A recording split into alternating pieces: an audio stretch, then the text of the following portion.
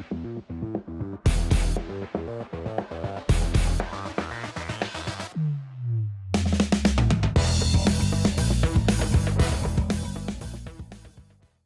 guys, welcome back to the channel. Thanks for all the support that we've been getting recently.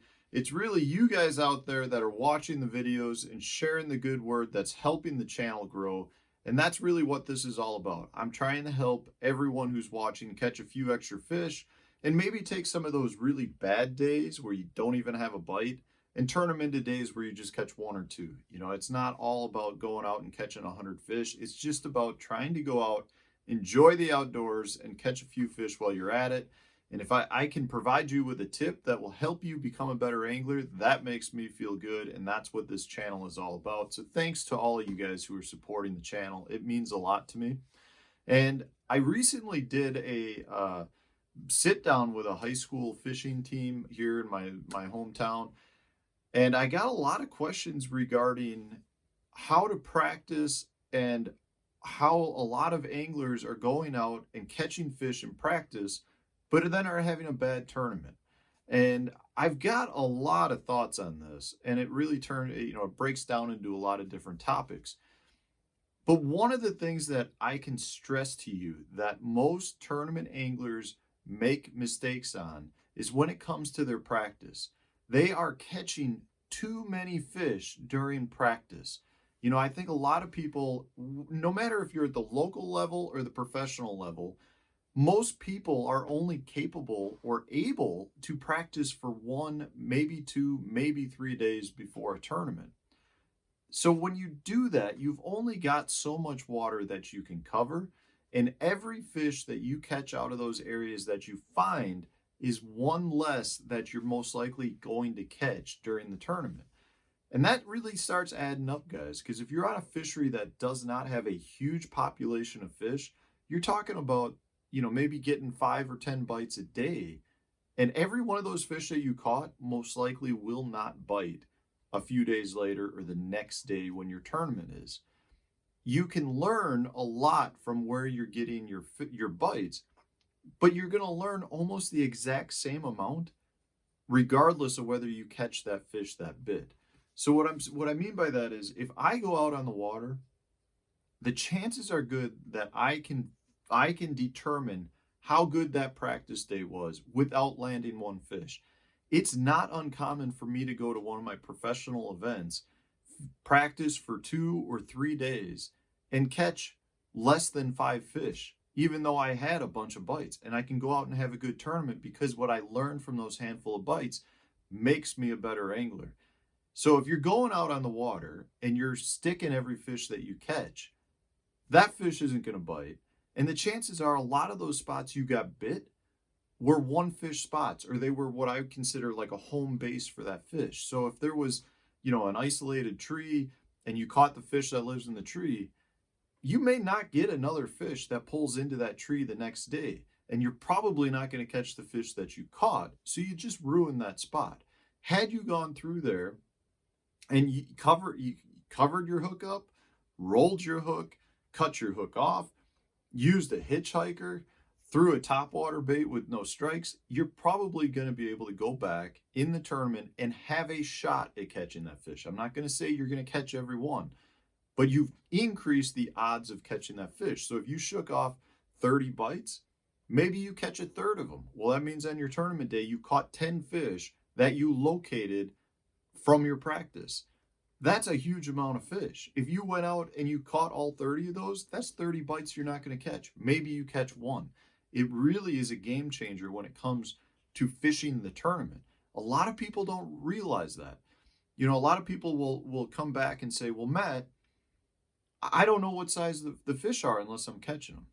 That's true. But if you're shaking fish off or you're using a topwater bait or a bait that doesn't have a hook, there's a good chance that you're going to have a feel for the fish's quality. So you may not be able to tell the difference between a 2-pounder and a 4-pounder, but you're probably going to be able to tell the difference between a 12-incher and a 2-pounder. So as long as you're getting that better quality bite, a 2-pounder is a good quality bite. In my opinion, if you're getting 2-pound class bites, you're probably going to have a shot at a 3-pounder or 4-pounder. In 9 out of 10 places we go throughout the country, a 2-pound to 3-pound class fish is a good quality fish. Yes, you've got some outliers where you have to catch 4+ pounders. But even in those instances, then instead of maybe going from 2-pound to or 12-inch to 2-pound, you're going to have a decent feel because you'll see enough fish to know, okay, I did see a couple 4-pounders mixed in with those fish that felt like 2-pounders. The key here is you need to not burn your fish during practice. You know, I am a huge proponent of fishing baits that are near the surface or on the surface during practice with no hooks on them. Or they have hooks, but I've cut the points off. So if I'm throwing a topwater bite or topwater bait, the chances are good I'm going to be able to determine the size of that fish that bit my topwater, or at least have a good idea based on the explosion that I saw. So it's really important just to recognize that, hey, this area has some better quality fish in it. I got a lot of good bites. You know, if you're pitching and you feel a good thump and you get what I call a swimmer where the fish just slowly swims off with it, those are generally better quality bites versus one that you feel like tap, tap, tap, or you pull on it and you can basically pull the fish right up to the surface before it lets go. Those are generally smaller fish. So if you can just get a sense of the fish that are in that area, that's going to give you a good place to go and start. Maybe you come out of there with 10 pounds. And that's not a good day, but at least you've got 10 pounds in the boat quickly because you shook them off. That'll allow you then to spend the rest of the day looking for better quality fish. You know, it's one of those things where I talk to too many people and they're like, yeah, I caught I pulled up on a spot and I caught 6 fish in a row, but I kept catching them because they were all, 2-pounders. And I'm sitting there going, 2-pounders not bad. And then a lot of times they'll be like, I caught 6 and I catching them because I wanted to see if there was a big one there.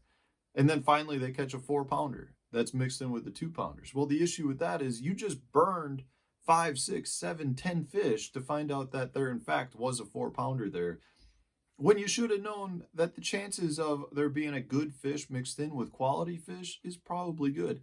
Now you just burned 6, 7, 10 fish in a spot that's going to make it so much harder for you to catch those fish. In a tournament situation, especially a large tournament field, if you have 100 to 200 boats, guys, you may not even be able to go and pull up on that spot. Or you go to a spot and you caught 3, 4 fish off of, there's probably another 5 boats that fish through that same area. And if they caught a couple of fish off of it, by the time the tournament rolls around, that spot is burnt out anyways. So you just got to recognize that you cannot burn these fish during practice. It does you no good to come in at the end of the day and be like, I caught 18 pounds today. Who cares if you won practice? There are very few people that I know that win practice and do well in the tournament. The majority of the time you win practice, you lose the tournament. So guys, number one biggest mistake I see with new tournament anglers is that they are burning their fish in practice and they are taking themselves out of the tournament before the tournament is even started. You need to recognize that if you're getting bit doing a pattern or in a certain area of the lake, that you're capable of going out and replicating that around the entire lake or around that area that you're fishing, and it's not even worth going and burning those fish. You'd be better off experimenting in the tournament or going and practice establishing a pattern and running around the lake, marking all the spots that look similar so you can run them quickly in the tournament, and then go find a secondary pattern, because so many times that first pattern that you expect to do well disappears anyway. So if you have a fallback pattern, that's more important than, catching 10 fish during practice when you already know what the pattern is. So don't burn your fish, guys. Number one mistake in tournaments. I am telling you, you will have dramatically better results if you catch less fish in practice. You cover your hooks up, cut your hooks up, off. You do whatever you got to do to shake fish off, and you'll see you'll have better tournament success. That's like my number one piece of advice to new tournament anglers. Anytime I talk to high school kids, college kids, or local clubs, that's something I always mention, because generally most people are not doing that. So I hope it was helpful. If it was, hit that like button, subscribe to the channel if you haven't done so already, and stay tuned for tomorrow's video.